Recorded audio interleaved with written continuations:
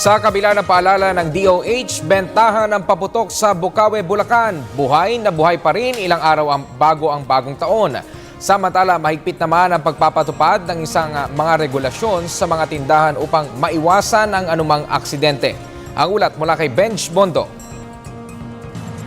Ilang araw bago ang pagsalubong sa bagong taon, nagsimula ng magbukas ang mga tindahan ng paputok sa Bocaue, Bulacan.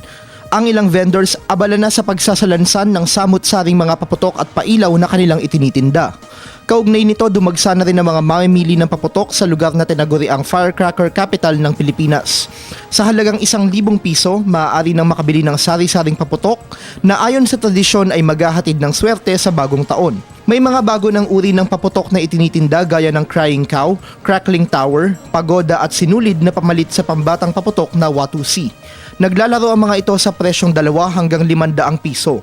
Kung ang hanap mo naman ay mga classic firecrackers, patok pa rin naman ang Lucy's, Fountain, Sawa at Sinturon ni Judas sa payo ng mga nagtitinda, mamili na habang maaga pa dahil tumataas ang presyo ng mga paputok habang papalapit ang bisperas ng bagong taon. Kaugnay nito, mahigpit na ipinagbabawal ng lokal na pamahalaan ng firecracker testing at paninigarilyo malapit sa mga tindahan ng paputok upang makaiwas sa aksidente. Para sa Telebisyon ng Bayan, Benj Bondo.